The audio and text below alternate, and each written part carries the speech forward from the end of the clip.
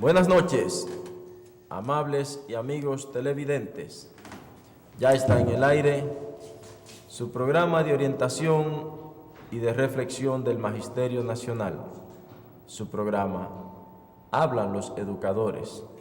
Y en este día de hoy, Viernes Dolores, este es su programa de análisis, de entrevistas, de comentarios y lo más importante, una línea de comunicación entre ustedes y nosotros. Llámenos para que participe del interesante programa que desarrollaremos en el día de hoy. Hoy ya en el periplo ya de lo que será la próxima semana, la Semana Mayor, la Semana Santa. Y hoy viernes, como todos los viernes, nuestro compañero, nuestro amigo, nuestro componente, un líder de la seccional norte, el profesor José Luis García. Profesor, buenas noches, profesor. Buenas noches al Magisterio Nacional, de manera muy particular a aquellos que como cada día nos sintonizan en su programa, Hablan los Educadores. Una vez más sean bienvenidos a nuestra sintonía y de manera muy particular entonces, como decía el profesor Franklin, siendo que ya estamos entrando a lo que es la Semana Mayor, que podamos aprovechar este tiempo de reflexión junto a aquellos que son los que más sufren la situación de trabajo de los educadores, que es nuestra familia, que podamos reflexionar en la expiación de Jesucristo, en una unidad familiar, en compartir de una manera sana y que entonces el lunes 28 podamos una vez más encontrarnos sanos y salvos todos y todas. Bien, hoy viernes, profesor, como siempre, los combustibles, Bueno, profesor, solo el gas licuado de petróleo. El gas no sube, el gas natural. Después, los demás combustibles, todos han experimentado alza de 2, casi 3 pesos. Y yo vi que entonces la información también que el petróleo baja, pero ellos calculan de miércoles a miércoles, o sea, cómo fluctúan los precios del barril del petróleo de West Texas, que es el que toman como referencia de este país. No es el que viene aquí, pero es el que se toma como referencia. Exacto, entonces, esa es la verdad y uno no entiende, profesor, pero lo van subiendo, ya va casi a 300. Bueno, de todos modos, profesor, hoy viernes, con ya una semana iniciando la Semana Santa, porque ya hoy en las escuelas públicas del país concluyó la docencia y muchas escuelas tuvieron docencia hasta el mediodía porque entonces en la tarde se dedicaron a hacer un proceso de reflexión, que ya eso es tradición en todo el personal docente, hacer los preparativos para despedirse del centro, hacen compartir también de habichuelas con dulce. En algunas escuelas hay algunas que hacen su compartir y no nos invitan, hay algunos que, en la escuela de Cartagena hacen sus habichuelas con dulce, se comen sus habichuelas con dulce, hacen sus reflexiones, y qué bueno que hagan las reflexiones, porque es una semana, realmente la Semana Santa es eso, porque lo dicen es de recogimiento. Sin embargo, hay gente que entiende que la Semana Santa debía llamarse de otra manera, porque la cogen para todas las cosas menos cosas santas, o sea, hacen un grupo de cosas que no son santas. Entonces, pudiéramos ver en esa Semana Mayor realmente si nosotros podemos dedicarnos a esas actividades de reflexión, nosotros que estamos en una sociedad tan convulsa, con tantos niveles de violencia, con tantos problemas, que usted ve que hasta en la escuela, profesor, usted ve cómo se suscitan los problemas de pleitos, de peleas entre niños, se suscitan entonces incluso hasta que matan a algunos niños, productos de pleitos en las escuelas del país. Fíjese cómo también el país pierde un catedrático vilmente asesinado. Usted ve también cómo descuartizan unos prestamistas también, o sea que por haber prestado su dinero entonces pagan con la muerte. O sea, un grupo de cosas de violencia que usted ve en medio de la sociedad y uno hasta se pregunta, pero ¿y entonces qué hacemos? Y nosotros que somos los responsables de la educación en la República Dominicana, nosotros los docentes, los maestros y las maestras, uno entonces como que se siente o sea, con todas esas cosas, es que la escuela está luchando. con todas esas cosas que la escuela está tratando. Entonces, es bueno que en esta semana mayor que viene nos dediquemos como país, como familia, como nación, como docente, como profesores, a reflexionar en familia. Usted ve ya incluso cómo mujeres están desbaratando sus hogares para ponerse a vivir con otra mujer porque son lesbianas. O sea, y usted ve prácticamente cosas que antes no estaban y usted dice, pero ¿hacia dónde va la sociedad? ¿Y cómo es que vamos? E incluso mujeres que van a hacer las veces de padre con esos niños y se presenta entonces en la escuela una condición especial de esos niños y usted dice, ¿y entonces qué sucede? Nosotros teníamos, por ejemplo, estando yo en mi escuela, en mi curso, hace unos años, profesor, tuvimos un niño que se dormía en el aula. No era el caso de mi curso específicamente, era un curso de mi compañera. Y nosotros decíamos, pero ¿qué pasa que ese niño se está durmiendo constantemente? Bueno, pues cuando citamos la madre, resulta, hablamos con el niño, que el niño se acostaba a las 3 de la mañana todos los días. Y cuando citamos la madre, es porque la madre estaba, profesor, jugando y tomándose unos tragos de alcohol. Y entonces el niño estaba, como dicen popularmente, suelto como gavete. O sea, no tenía atenciones de padre ni madre. Entonces el niño iba a la escuela al otro día a dormirse. Y son situaciones que se dan ahí a diario. Cuando entonces hicimos un acuerdo con la madre, se habló con ella para que acostar el niño a más tardar a las 9 de la noche. 8, 9 de la noche para que duerma toda su noche al otro día. Bueno, profesor, el primer día que el niño se acostó a las 8 de la noche, al otro día él fue celebrando. Profe, qué bueno que hoy no me voy a dormir porque dormí mucho anoche. O sea, oye, qué satisfacción sintió ese niño, qué alegría. Y uno dice, wow, pero qué cosa. O sea, el niño, y a partir de ahí realmente el niño empezó a despertar y empezó a trabajar. Y yo quiero que usted vea hasta dónde llegó. O sea, fíjese qué cosa tan simple que era lo del sueño, que el niño estaba durmiendo en la clase, permitió entonces hacer los acuerdos con la madre. Y son cosas que se dan, que uno las vive a diario en la escuela. Así. Entonces, nosotros debemos reflexionar sobre todas esas cosas en el día de hoy.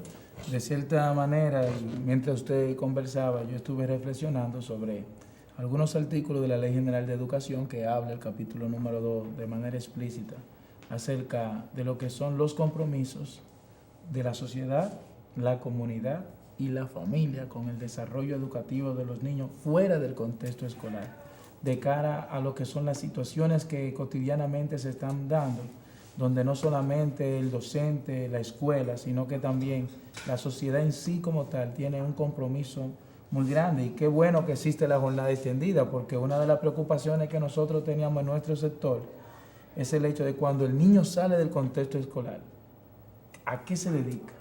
¿Quién le da seguimiento? ¿Qué actividades tiene programadas? Y estar un niño entonces 8 horas dentro de la escuela nos permite reducir la vulnerabilidad que este niño tiene en barrios como lo que tenemos en la zona norte, que también existen situaciones que se dan y que la escuela está ajena a esa situación en el contexto de que luego de que el niño sale de esa escuela, otra persona tiene que seguir el desarrollo cognitivo, social, sociocultural, para que el niño pueda crecer en todo el ámbito del contexto en el que se desenvuelve. Esas son de las cosas, profesor, que suceden dentro de la escuela, dentro de la sociedad. Entonces, esos son unos temas también que nosotros debemos buscar especialistas para que podamos trabajar, para que podamos abordar. Se puedan desarrollar, porque o sea, nosotros somos especialistas en tanto somos pedagogos, o sea, somos docentes y tenemos entonces conocimientos generales, pero la escuela no puede sola, o sea, porque usted tiene, escuela somos todos, dice incluso, y eso es importante, ese eslogan, porque tenemos los padres, tenemos las madres, tenemos, o sea, la sociedad de padres, madres y amigos de la escuela, porque usted tiene un alumno que por H o por R no vive con papá o con mamá, vive con tía, vive con la abuela, vive con una persona, entonces por eso se llama de esa manera. Sin embargo, nosotros tenemos que lidiar con todo lo que es la sociedad y todo lo que está en la sociedad nos permea en la escuela. Y frente a todas esas cosas nosotros tenemos que hacerle frente como docentes, como directores, como directivos del Sistema Educativo Nacional de la República Dominicana. Tenemos que hacer frente a cada una de esas situaciones que se dan en la escuela. Cuando ellos ven situaciones de violencia que pasan en la sociedad. Y eso mismo lo llevan a la escuela. A veces hay amiguitos o amiguitas que tienen problemas en el barrio. ¿Y usted sabe dónde se escenifican los mayores niveles de violencia, profesor? En la escuela. En la escuela. Entonces tiene que estar el profesor y la profesora vigilantes para que eso no acontezca, profesor, para que siempre se mantenga el nivel de armonía en la escuela.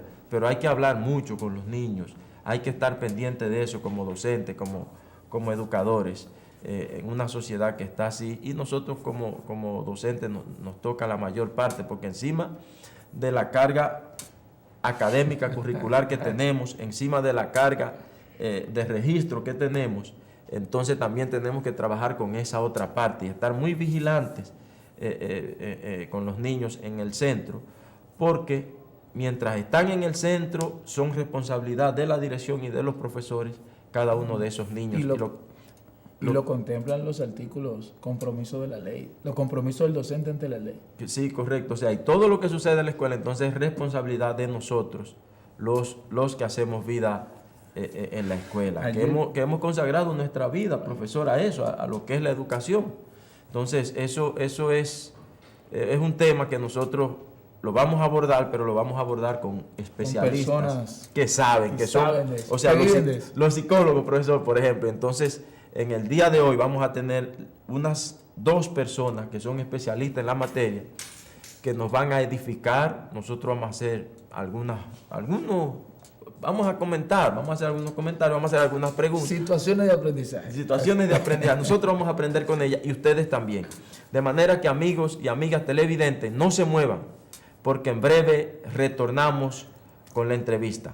De manera que vamos a nuestra primera pausa comercial y en breve retornamos. Adelante, señor director.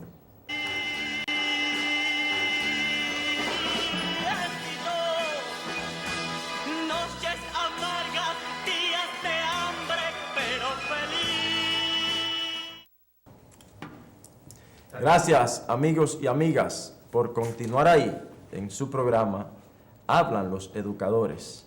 Y como lo prometido es deuda, como les dije, en el día de hoy vamos a conversar con 2 expertas en la materia con relación a lo que tiene que ver en los sistemas generales de violencia, el manejo de la violencia en la sociedad, qué es lo que está sucediendo en la República Dominicana con estos niveles de violencia en esta semana que han acontecido y la semana pasada, del viernes hacia acá. Y entonces también vamos a ver cómo manejar los niveles de violencia en la escuela, qué ha estado sucediendo también, porque hoy vamos a estar hablando con 2 especialistas en la materia. Nos referimos a nuestra amiga Yarina Rojas y a nuestra amiga Denia Núñez. Yarina es técnico del Distrito Educativo 1502, licenciada en Psicología Infanto-Juvenil, con especialidad en diferentes áreas. Y Denia Núñez es psicóloga escolar, directora del Colegio Nueva Vida, o sea que también es directora de un centro educativo privado. Y entonces vamos a ver en el día de hoy las 2 caras del colegio, de la educación pública y la educación privada, qué sucede en cada uno de estos centros. De manera que agradecemos su presencia. Buenas noches y bienvenidas a este programa. Gracias por aceptar la invitación. Buenas noches, Yarina. Buenas noches, Denia. Placer de estar con ustedes. Nosotros hemos visto en los últimos días algunos niveles de violencia en la sociedad con relación a lo que ha sido. Ustedes ven cómo matan el ex rector de la UAS, Mateo Aquino Febrillé, o sea, como si la vida de una persona no valiera nada. Y eso es lo más preciado que nosotros tenemos, la vida. Y nadie tiene derecho a quitarle, a arrancarle la vida a otro ser humano por ningún motivo, por ninguna razón. Y nosotros entonces hemos estado viendo eso. Hemos visto cómo incluso salen en los medios de comunicación unos prestamistas que también fueron descuartizados, matados vilmente, descuartizados y entonces enterrado en una fosa. Hubo que buscar incluso la unidad canina para poder dar con esos. porque eran prestamistas y una persona que les debía, entonces lo cita y entonces le dice, vamos a juntarnos, y le paga con la muerte. Usted se imagina. Vemos entonces niveles de violencia a todos los niveles. En la escuela vemos cómo pasa, cómo sucede que dos niños se pelean ante la mirada indolente, ante la mirada indiferente de un docente, de una maestra, de una graduada profesora, de una que se graduó de profesora, y una policía escolar. Y entonces vemos los niveles de irresponsabilidad de un padre que lo que se pone es hacer una grabación, un video, y no acude también a ayudar. Oiga qué cosa, o sea, él goza, porque ya la gente ahora pasa un suceso y lo que hace es que va y graba. Un padre de un niño que pudo haber en ese mismo instante llamado a la atención a la maestra, al policía. Claro, grabar un momento, pero también intervenir frente a eso. Y eso, que lo que está en las redes sociales, ahí, que ya ese video se hizo viral, no es eso. Si usted lo ve, eso es espeluznante. Si usted ve lo que sucedió completo, eso es de verdad que llora ante la presencia de Dios.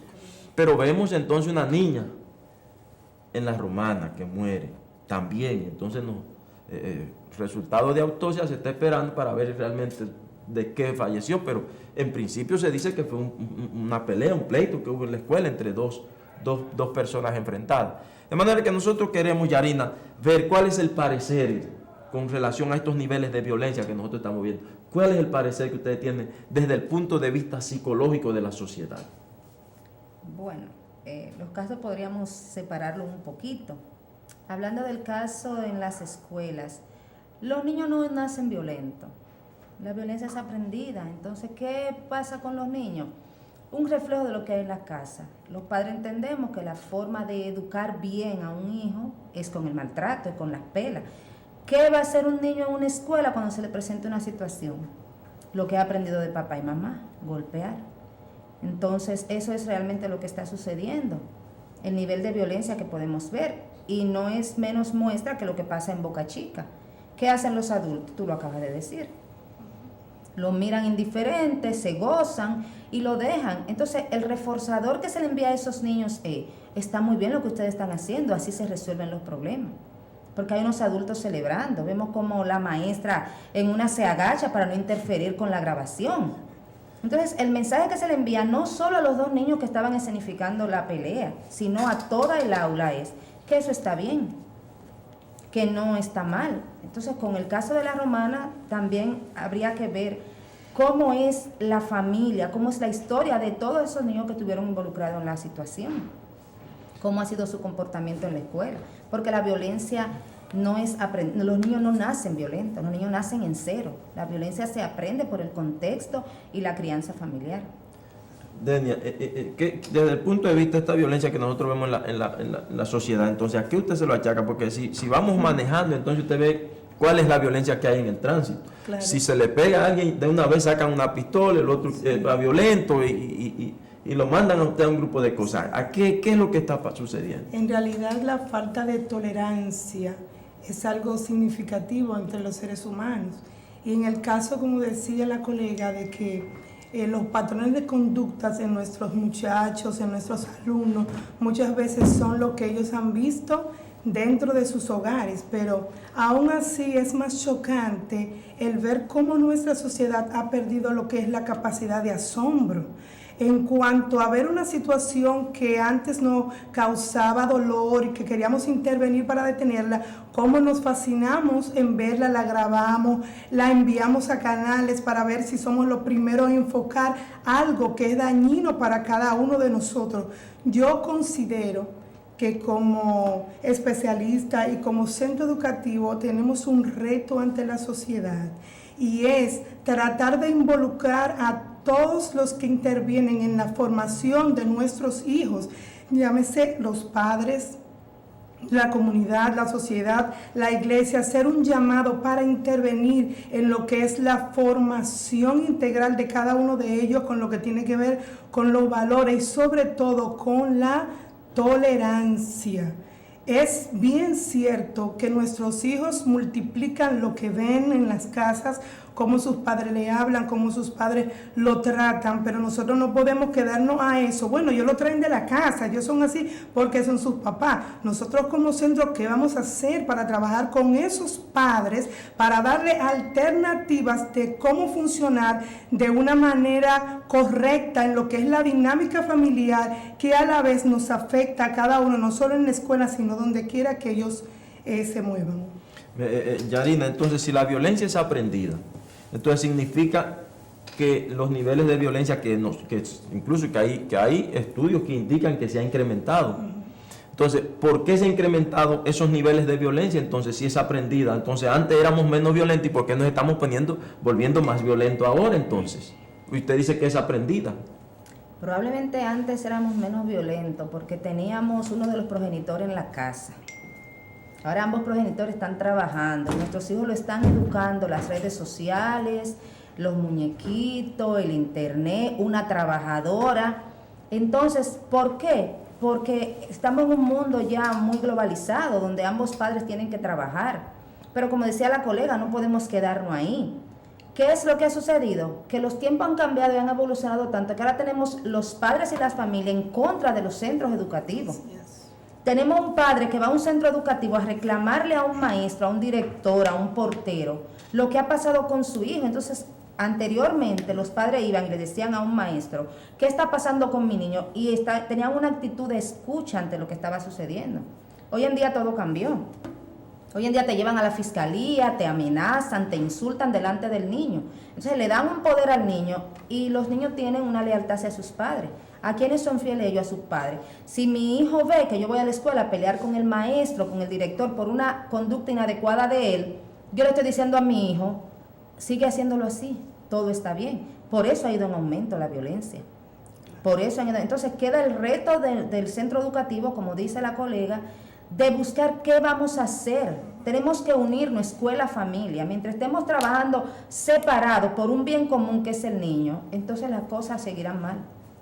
Muy bien, entonces nosotros que vemos una sociedad de esa naturaleza, vemos como el padre va y le reclama al maestro, porque encima del maestro está todo, está el director, están los técnicos, están los alumnos, está todo el mundo está encima, el ministerio, todo el mundo está encima del docente.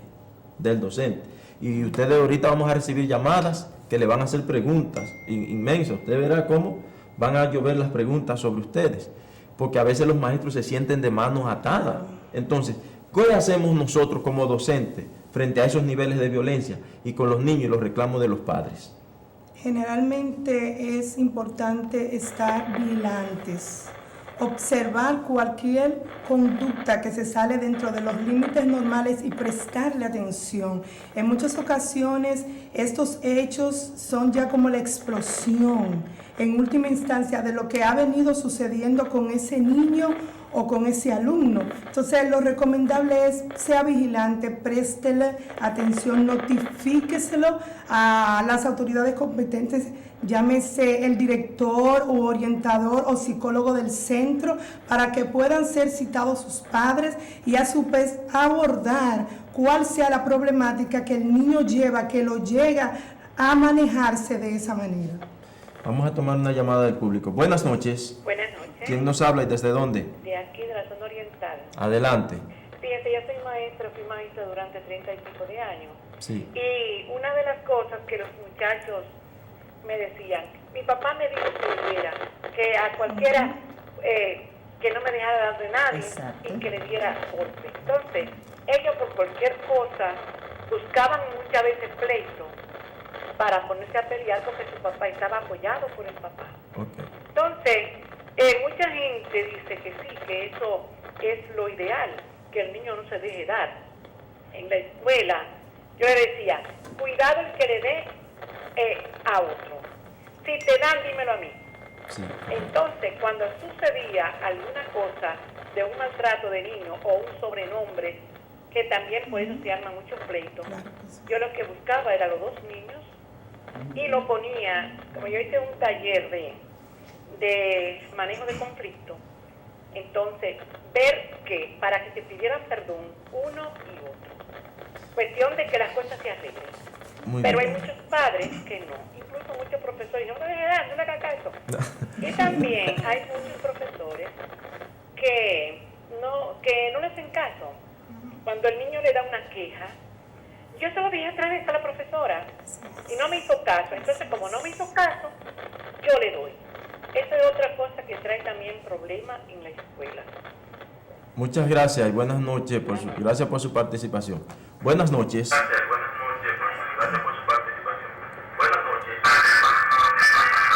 Entonces, fíjense qué sucede. ¿Cómo manejamos nosotros como docentes? Usted sabe que hay un niño que se pelea con todos.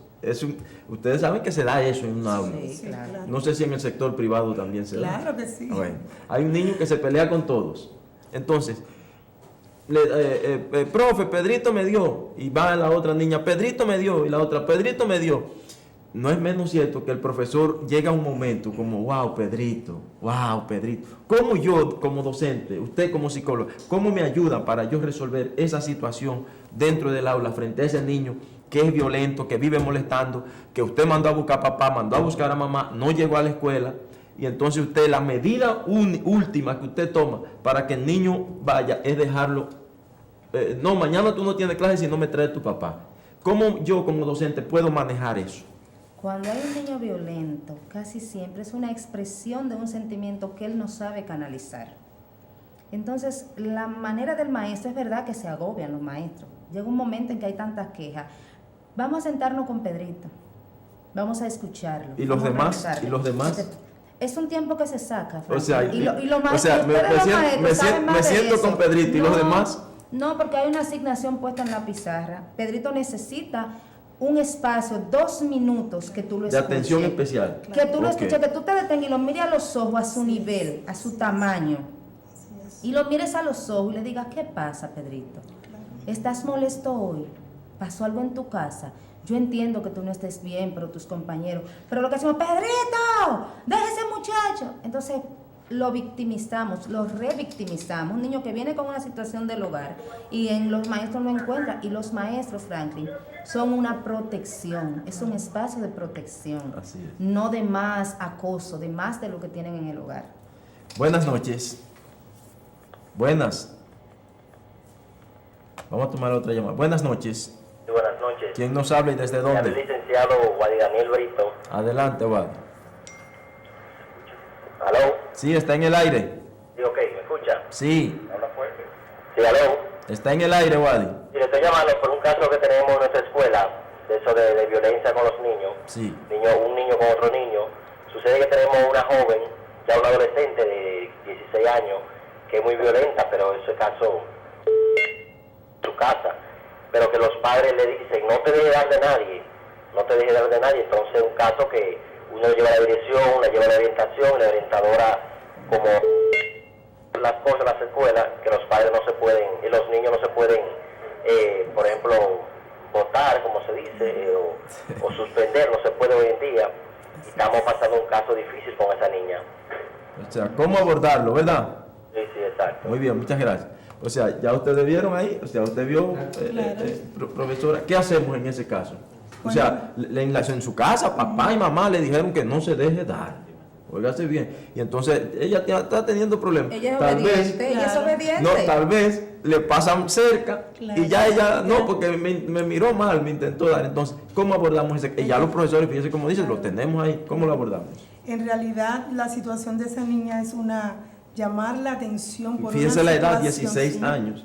Por una situación interna, por un manejo de emociones que no tiene cómo controlarlas, y tiene un gran reto nuevamente el maestro en prestar atención. Yo siempre he creído que el docente no solamente se limita a una barra de tiza ni a un texto, sino que el docente es un formador que a veces tiene que trabajar hasta horas extra, a veces no siempre, horas extra para poder sacar un tiempo para hablar y no perder las esperanzas y siempre tratar de mediar y tratar de bajar esas emociones que vienen incontrolables en ese ser humano, que lo que está gritando a voces es necesito que me atiendan, quiero que me presten atención, pero la manera de llamar la atención es con una conducta violenta que nos hace es alertar a de que necesita esa niña ser atendida.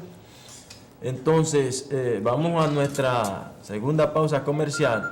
No se muevan porque en breve retornamos. Adelante, señor director.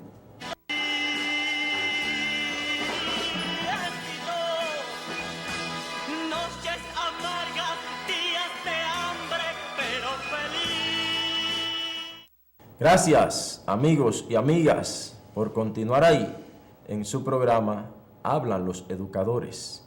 Y en Hablan los Educadores, como ya es sabido, estamos conversando con las psicólogas licenciada Yarina Rojas y Denia Núñez. Entonces, estamos hablando sobre el tema de la violencia y específicamente ahora vamos a referirnos a los casos de violencia que han estado en la escuela, que se han suscitado en la escuela. Profesora Yarina, psicóloga, nosotros tenemos una situación de niños que se pelean con el papá, se pelean con la mamá, se pelean con el profesor, se pelean con los compañeritos del curso.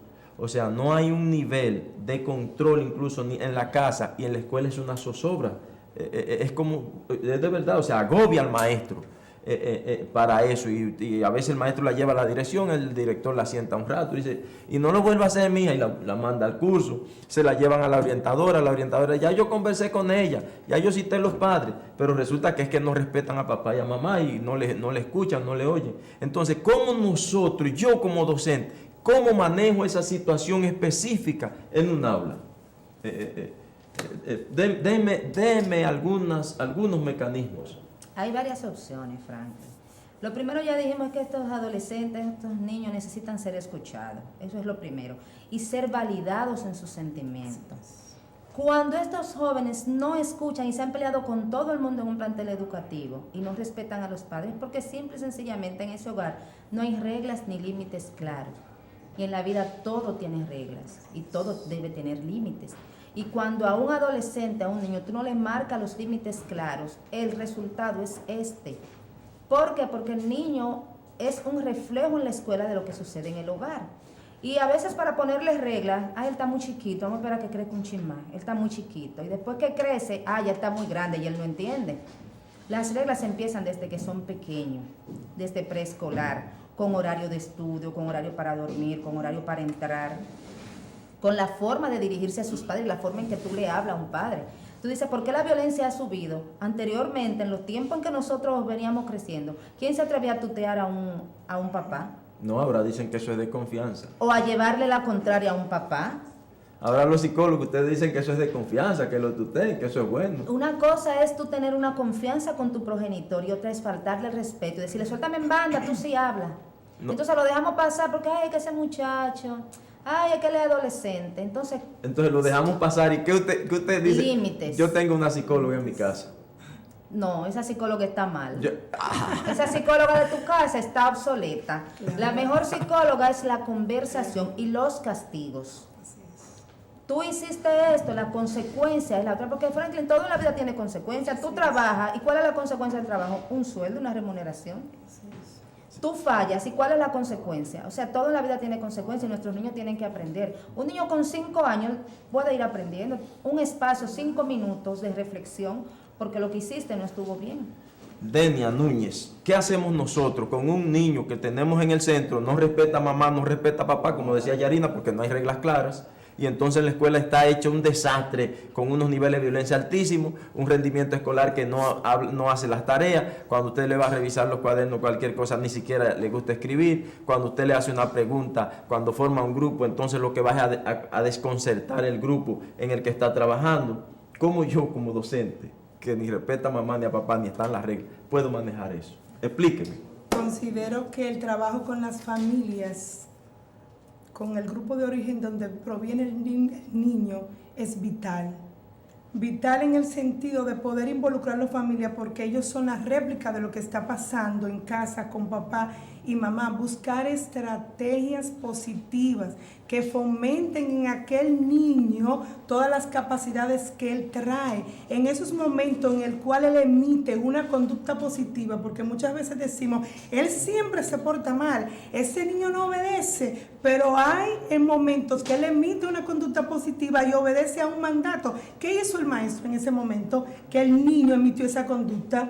Se le reconoció, se le tomó en cuenta, pero solamente vamos a llevar la queja. Mira, yo no lo aguanto, se ha acabado con todo. Pero el día que el niño vino y emitió una conducta positiva, el maestro lo felicitó, le pasó por el lado al director y le dijo, mire, María o Juana hoy está portándose bien, o sea, estamos fomentando lo que es la conducta positiva o nos estamos declinando en la balanza solamente alterarnos por los hechos negativos que hay en ese niño. O sea que hay que entonces tener un balance, o sea Claro, que cuando claro. esos niños son así, Claro. y no habrá también que hacer algún nivel de trabajo Sí. con los papás que todavía Claro que no han sí. logrado poner regla en la Claro casa que y sí. que ellos nos respetan. ¿Cómo hacemos? ¿Cómo abordamos eso con los padres entonces específicamente? Claro, con los ¿Qué cosas hacemos?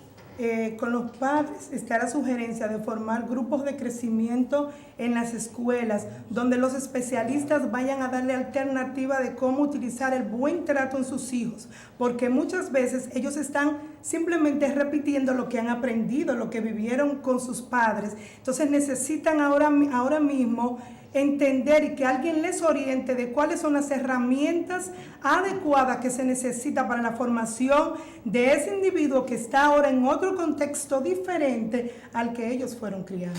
Yarina, con relación a lo que es el caso específico de lo que sucedió en Boca Chica, ayer, en días pasados, donde se pelearon los niños frente a la mirada indiferente de la que se graduó de profesora, la que tiene un título, y una policía escolar y un padre también de indolente que lo que en vez de ir a auxiliar, a ayudar, lo que hace es que graba, toma una grabación larguísima por largo tiempo y también disfruta del pleito de esos niños. ¿A qué usted le achaca? ¿Cuál es la situación? ¿Por qué sucede eso? ¿Qué pasó con ese maestro, con esa maestra, con esa policía escolar que no cumplió con sus funciones también y con ese padre que fue tan indolente también? Mira, aquí hay varios factores, Franklin. Y uno de esos factores es el poder que se le entrega a estos niños. Cuando le decimos a un niño, a ese ni su mamá y su papá lo aguantan, como tú decías, entonces eso le da un poder al niño y dice, bueno, gané, porque el maestro tampoco me aguanta. Entonces eso es un poder agregado. Cuando le decimos a un niño... O sea, es un poder agregado cuando él se siente maestro, así. Sí, cuando entonces, el maestro dice... entonces se vuelve más violento. Claro, porque cuando el maestro dice, a ese ni su mamá ni su papá lo aguantan, ya él entiende que él tiene el poder, él te ganó, te venció. Otra cosa, los maestros... Entonces, hay padres que incluso van a la escuela y le dicen, profesor, yo no puedo con profesor, él. mira a ver qué usted hace con ese muchacho, Porque que yo no puedo con él. ese muchacho. Mira a ver cómo usted me ayuda, porque Así yo mismo. no puedo con él. ¿Qué crea eso entonces en la población? Y voy un poco más lejos. También vemos a estos maestros que dicen, ay, mira ese niño, más bueno que él, eso es lo más bueno que yo tengo en el curso. Y los niños saben leer el doble lenguaje. Claro. Verbalmente yo estoy diciendo que él es bueno, pero mi rostro y mi lenguaje no verbal, lo que dice él, no lo aguanto. Él es más bueno, él es lo más bueno, él sabe. Entonces, otro poder agregado. ¿Qué pasó, Miranda? Puede ser eso, puede ser dos niños que ya habían emitido esta conducta tantas veces que ella decidió dejarlo a ver qué pasaba. Pero otra cosa, ¿tú sabías que educación está súper atractiva? Sí. Es el empleo más atractivo, ahora todos quieren engancharse a maestro. Engancharse, no. Las universidades están llenas, llenas, pero las universidades están llenas de personas estudiando magisterio. ¿Por qué? Porque el sueldo del docente ha sido dignificado. Y lo que era antes una vergüenza, hoy es un privilegio. Entonces, estudio, me voy a la universidad a hacer magisterio para concursar y entrar al ministerio. Tengo múltiples beneficios.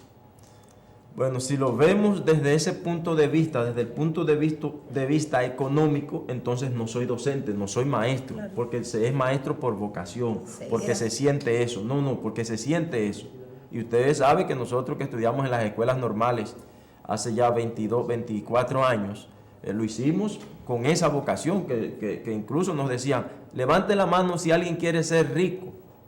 Y si alguien levantaba la mano decía, salga, porque usted está estudiando para ser maestro. O sea que todo el mundo estaba consciente de que iba a ser maestro. Y esas cosas se sienten, eso se vive cuando usted enseña a esos niños, cuando usted trabaja con los niños, cuando usted aporta. Entonces, si nosotros vamos a las universidades, entonces, a pensar que somos empleados, entonces yo no creo que un maestro esté pensando eso, porque el empleado únicamente trabaja en su casa y los maestros solo trabajan en su trabajo, y los maestros trabajamos en el trabajo incansablemente y trabajamos en la casa, fuera del trabajo. O sea, nos llevamos incluso la planificación, los registros, los rotafolios, cómo lo vamos a hacer, los exámenes para correr, un grupo de cosas que no es tan solo de aula. Entonces, cuando nosotros nos encontramos con profesores como indiferentes así, frente a dos niños que están peleando, ¿qué debemos nosotros como orientadores, como psicólogos, decir? ¿Cómo orientamos a esos maestros y esas maestras? Fomentar y hacerles ver que estamos formando vidas que van a salir hacia la calle a multiplicar lo que han aprendido tanto en sus casas, pero también en las escuelas, que el maestro es un modelo a seguir de cada uno de los alumnos y que las conductas emitidas, sea de aprobación o desaprobación por el maestro, para el alumno son de gran importancia, y que la responsabilidad de un maestro, como usted decía, no es simplemente en el salón, sino fuera. Y que es una conducta, yo puedo llamarla irresponsable, el hecho de tú ver dos personas o dos niños que están en un conflicto y tú como adulto no mediar. Tú eres partícipe y también responsable de las consecuencias que pueda surgir ante ese conflicto si usted, teniendo la autoridad, no interviene adecuadamente. Yo voy un poquito más, Frank. Sí. No estamos olvidando de que el maestro también es un ser humano. Y tú decías ahorita que todo recae sobre el maestro, pero la parte emocional y personal del maestro ni la vemos ni la tratamos. Tenemos muchos maestros con situaciones emocionales muy delicadas en las aulas formando estudiantes. Y eso es algo que hay que ver. Y hay que brindarle al maestro este apoyo profesional, que él sienta también que es escuchado y que pueda ser guiado a trabajar esos temas que todos tenemos situaciones. ¿Y cómo integramos entonces? Ustedes dicen que hay que trabajar con la familia. ¿Cómo integramos entonces la familia a la escuela y la escuela que se haga como una comunidad de aprendizaje entre familia, escuela, alumnos, maestros? ¿Cómo hacemos eso? ¿Cómo lo logramos? Las escuelas de padres funcionan muy bien. En las escuelas de padres son reuniones que se hacen una vez al mes, donde se trabajan temas de interés y podemos focalizar a esos estudiantes que tienen mayores necesidades y trabajar esos temas. Las escuelas de padres, los cuadernillos de familia. ¿Qué es lo que pasa? Vuelvo y te digo, tenemos los progenitores trabajando fuera, entonces ya son estrategias que busca el gestor del centro para hacer que esa familia vayan a estas reuniones. Que no manden un primo, que no manden un vecino, que no manden un tío, sino que vayan ellos como padres. Y hay muchas estrategias, hay centros educativos que tienen las escuelas de padres funcionando sábado, domingo, que funcionan luego de las 6 de la tarde. Es buscar las estrategias para poder entregar a los padres y hacerlo de forma que el padre vea la importancia que tiene este seguimiento por el bienestar de ellos y de sus hijos. Nosotros vemos que estamos trabajando con lo que le llaman los indicadores y las competencias en los niños, o sea, desarrollar la conciencia crítica, todos esos elementos. ¿Cuál es la consecuencia de los niveles de violencia que se dan en esos niños frente a la formación crítica de esos niños? O sea, ¿cómo abordarlo? ¿Cómo abordar su formación crítica? Frente a los niveles de violencia, o sea, ¿cómo nosotros abordamos la formación crítica de los niños? Que tenemos que ver cuál es la consecuencia con esos niveles de violencia. Cuando ponemos a esos niños, en vez de satanizarlos por lo que han hecho, ponemos a esos niños a que ellos analicen el contexto en que se dio la situación, por qué se dio la situación, y el buscar otras alternativas de cómo él pudo solucionar esa situación, estamos desarrollando esa competencia. Porque él analiza que sí, que habían otras opciones. ¿Y cuál más se te ocurre? ¿Y qué más? ¿Y cuál otra cosa? Y si se te vuelve a presentar la oportunidad, ¿cómo tú lo harías? Está la conciencia crítica, yo no le estoy diciendo qué hacer. Yo le estoy fomentando a él el que dentro de él hay otras alternativas para afrontar esas situaciones. Pero resulta que mañana se dio otra situación similar y lo resuelve el niño con otro problema de violencia. Entonces yo como docente, ¿qué hago, Denia? Seguir trabajando, seguir, porque las reglas se van a a fijar en un individuo en la manera que usted permanece reforzándola y haciéndole ver que es necesario respetar las mismas. Y debe trabajarse con el individuo como tal, pero también con el grupo. Socializar con todo el salón de clase para buscar cuáles son los medios o alternativas de cómo manejar conflictos, que ellos lo van a tener en el salón de clase, que lo tienen en la hora de su recreo o en la hora de hacer las filas o a la hora de la salida. Poder con ellos presentar diferentes áreas en las cuales ellos pueden diferir y cuáles son las opciones adecuadas para solucionarlos. Yarina, nosotros tenemos entonces esos niveles, pero también hemos hablado de cosas que se dan. Pero hay cosas buenas también en las escuelas. Claro. Bueno, yo vengo abogando hace días con eso, porque la prensa está centrada al acecho, buscando todo lo negativo. Yo invito a que busquen todo lo bueno que hay en las escuelas. Tenemos jóvenes capacitados. Recientemente tuvimos en el Distrito 1502 un congreso juvenil donde los protagonistas, los maestros de ceremonia, todos fueron de los jóvenes. O sea, jóvenes de 13, de las 14, escuelas. 15, de todas las escuelas. De todas las edades, incluso de básica, del nivel primario. Hay talentos, tenemos de todo. Hay que buscar eso también. O sea, pudiéramos entonces concluir que los buenos somos más. Somos más, definitivamente. Aunque se vayan buscando esas cosas que suceden, esas pequeñas definitivamente. Invito a que vayan y busquen los buenos. Sí, porque es cierto, también quieren satanizar los maestros por esa situación que pasó con esas dos maestras específicamente, donde son 80,000 y tantos de maestros a nivel público solamente. O sea, y pasaron esas dos cosas y ya quieren satanizar a los maestros. Una muestra que no es representativa. Hay muchos maestros buenos, hay de todo, solo tenemos que buscar. Pero sí condenamos el hecho de esa maestra y esa policía. Sin justificarlo. Amables amigos televidentes, gracias por el favor de la teleaudiencia. Será el próximo lunes cuando volveremos a estar con ustedes. Buenas noches.